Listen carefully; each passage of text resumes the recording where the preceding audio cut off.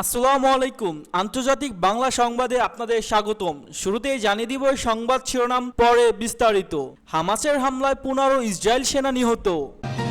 অন্যদিকে তালেবানের কূটনীতিককে রাষ্ট্রদূত হিসেবে গ্রহণ করল আমিরাত। এবং গাজা ইসরায়েলে হামলায় 12 ফিলিস্তিনি নিহত। অন্যদিকে সিরিয়ায় আল কায়দা সম্পৃক্ত জ্যেষ্ঠ নেতাকে হত্যার দাবি যুক্তরাষ্ট্রের। এবং সবশেষ জানিয়ে দিব নেতানিয়াহুর কূটচালে বলি হতে যাচ্ছে জর্ডান। এতক্ষণ দেখছিলেন সংবাদ শিরোনাম, এবার বিস্তারিত। হামাসের হামলায় 15 ইসরায়েল সেনা নিহত। যুদ্ধ বিধ্বস্ত গাজা উপত্যকায় ফিলিস্তিনি স্বাধীনতাকামী সংগঠন হামাস যোদ্ধাদের সর্বশেষ পাল্টা হামলা অন্তত 3 ইসরায়েলি সেনা নিহত এবং 12 সেনা আহত হয়েছে। দখলদার সেনাদের হতাহতের এই সংখ্যার বিষয়টি কুদুস নিউজ নেটওয়ার্ক নিশ্চিত করেছেন। ইসরায়েলের ঘটনাকে নিরাপত্তাজনিত বড় ধরনের ঘটনা বলে বর্ণনা করেছে। গাজা ইসরায়েলি পূর্ব অংশে অবস্থিত জেইতুন এলাকায় শুক্রবার প্রচণ্ড সংঘর্ষের জোরে এসব ইসরায়েলি সেনা আহত হয়। হামাস জানিয়েছে জেইতুন এলাকায় দক্ষিণ দিকে অনুপ্রবেশের চেষ্টা চালাকালে ইসরায়েলি সেনাদের সঙ্গে তাদের প্রচণ্ড সংঘর্ষ হয়। ইসরায়েলি গণমাধ্যম জানিয়েছে গাজা থেকে হতাহত সেনাদের বহনকারী 5টি হেলিকপ্টার ইসরায়েলের বিভিন্ন হাসপাতালে অবতরণ করেছে। 10 থেকে 15 জন ইসরায়েলি সেনাকে এসব হাসপাতালে আনার খবর দিয়েছে হারেজত সহ হিব্রু ভাষার গণমাধ্যমগুলো। ইসরায়েলের এসব সেনা ট্যাঙ্ক বিধ্বংসী কামানের গোলার আঘাতে হতাহত হয়েছে বলে জানিয়েছে তারা। এদিকে ইসরায়েলি সেনাবাহিনী শুক্রবার তাদের হতাহত সেনাদের মোট সংখ্যা প্রকাশ করেছে। তারা বলছে গাজা যুদ্ধ শুরু হওয়ার পর থেকে এখন পর্যন্ত তাদের 669 সেনা নিহত এবং 445 জন গুরুতর আহত হয়েছেন। গত বছরের 7 অক্টোবর আল আকসা তুফান অভিযানের দিন হামাস যোদ্ধাদের হাতে নিহত দখলদার সেনাদেরও এ পরিসংখ্যানে অন্তর্ভুক্ত করা হয়েছে। তবে হামাস বলছে ইসরায়েলি সেনাদের হতাহতের প্রকৃত সংখ্যা এর চেয়ে। তালেবানের কূটনীতিককে রাষ্ট্রদূত হিসেবে গ্রহণ করল আমিরাত।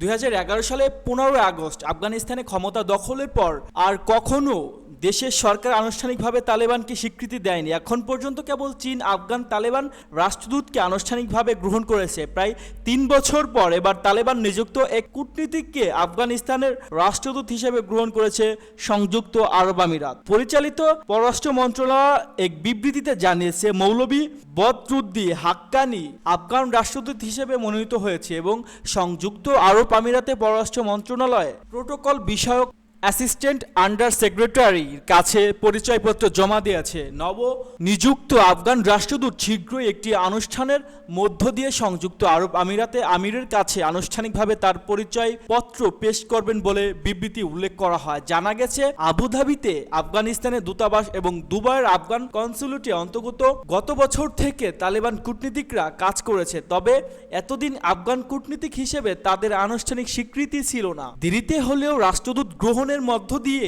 সংযুক্ত আরব আমিরাতে এরকম স্বীকৃতি পেল তালেবান সরকার। গত সপ্তাহে সংযুক্ত আরব আমিরাত তালেবান সম্পর্কে অগ্রগতি লক্ষ্য করা যায়। আমিরাতে এক হাসপাতালে চিকিৎসাধীন আফগানিস্তানের প্রধানমন্ত্রীকে দেখতে গিয়েছিলেন আমিরাতের শেখ মোহাম্মদ বিন জায়েদ আল হানিয়া। এছাড়া জুনে আফগানিস্তানের স্বরাষ্ট্রমন্ত্রী সিরাজউদ্দিন হাক্কানি আমিরাতে সফর করেন।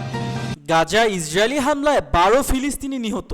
গাজা উপত্যকা খান ইউনিস এলাকায় পূর্ব দিকে এবং আল নুসরাত শরণার্থী শিবির এলাকায় ইসরায়েলের শেল হামলায় কমপক্ষে 12 ফিলিস্তিনি নিহত হয়েছেন।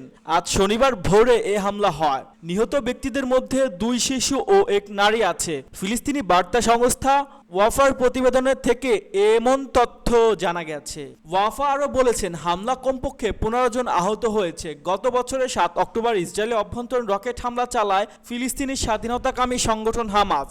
এর প্রতিশোধ হিসেবে ওই দিন থেকে গাজা হামলা চালিয়েছে ইসরায়েলি বাহিনী।